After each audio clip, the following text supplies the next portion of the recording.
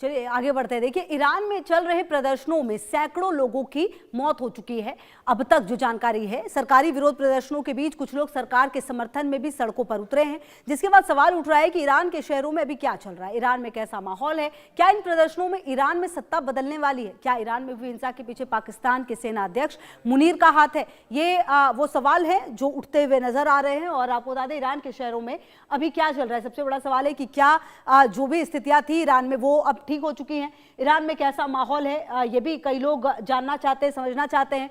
क्या इन प्रदर्शनों से ईरान में सत्ता बदलने वाली है, ये बात भी सामने आई है। इसके अलावा क्या ईरान में हुई हिंसा के पीछे पाकिस्तान के सेना अध्यक्ष मुनीर का हाथ है, क्या जो कुछ भी ईरान में हुआ है वो मुनीर ने करवाया है, ये भी वो सवाल है जिसके जवाब तलाशने की कोशिश और कवायद होती हुई नजर आ रही है। हालांकि आपको बता दें कि जिस तरह की परिस्थिति फिलहाल ईरान में है, अभी भी कुछ भी ठीक ईरान में नहीं हुआ है और खमेनेई के खिलाफ जो गुस्सा है लोगों का वो लगातार बढ़ता हुआ नजर आया है। वो लगातार प्रदर्शन कर रहे हैं। हालांकि प्रदर्शनकारियों को कंट्रोल में करने के लिए आपको बता दें कि ईरान में पिछले कई दिनों से हिंसा और अशांति का माहौल है।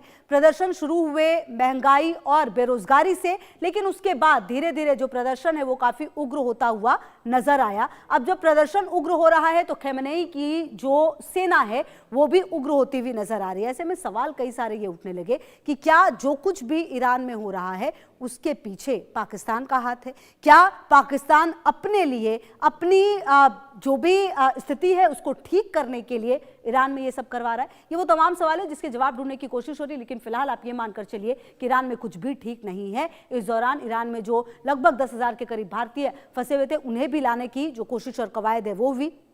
तो आपको बता दें कि प्रदर्शन शुरू हुए महंगाई और बेरोजगारी के खिलाफ, लेकिन धीरे धीरे यह हिंसक होता चला गया। तेहरान की सड़कों पर पुलिस और प्रदर्शनकारियों के बीच झड़पें आम हो गई। इंटरनेट बंद कर दिया गया, हजारों लोग घरों में कैद हो गए, मोबाइल नेटवर्क भी ठप। ऐसे में भारतीय नागरिकों का बाहर निकलना मुश्किल हो गया। कई छात्र, जियारत करने वाले और काम करने वाले फंसे रहे। हालत इतने गंभीर है कि इसकी तस्वीरें अब सामने आ रही हैं। तेहरान से दिल्ली पहुंची पहली फ्लाइट ने सिर्फ यात्रियों को नहीं बल्कि डर, बेचैनी और अनिश्चितता की कहानियां भी साथ लेकर आए।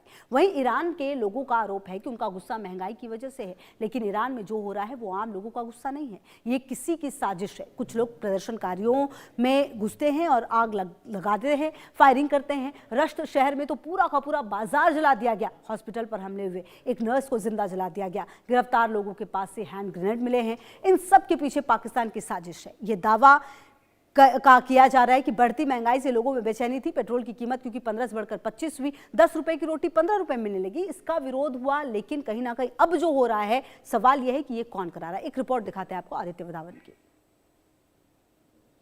हम देख रहे हैं ईरान में किस तरीके से दिन पे दिन प्रोटेस्ट बढ़ रहे हैं। काफ़ी ज़्यादा लोग मारे जा चुके हैं और ईरानियन एक्टिविस्ट के मुताबिक अगर अभी तक माने 3090 लोगों की ईरान में मौत हो चुकी है इन प्रोटेस्ट में। हालांकि ईरान ये बोलता आया है कि इसमें अमेरिका और इजराइल का काफ़ी हाथ है, लेकिन अभी अगर हम देखें गौर से इस सिचुएशन को तो एक नया एंगल पूरे इस ईरान प्रोटेस्ट में निकल के आ रहा है, जहां की बात ये चल रही है कि पाकिस्तान आर्मी चीफ आसिम मुनीर का कहीं ना कहीं यहाँ से हाथ हो तो डेफिनेटली है, क्योंकि हम सब जानते हैं कि ईरान और पाकिस्तान का बड़ा एक बॉर्डर शेयर करता है और एक पाकिस्तानी आतंकी संगठन है जैश अल अदल, जो कि हाल ही में जिसने बहुत सी आतंकवादी गतिविधियों को अंजाम दिया है पाकिस्तान ईरान के बॉर्डर पे। और ईरान में वो एक घोषित एक टेरर आतंकी संगठन है। अगर जैश अल अदल की बात करें तो कहीं ना कहीं यहाँ से स्थिति ये है कि क्या ईरान पाकिस्तान पर कोई एक्शन लेगा या नहीं लेगा, क्योंकि मुनीर की पूरी इन्वॉल्वमेंट है और एक तरीके से पाकिस्तान जो है अब अमेरिका का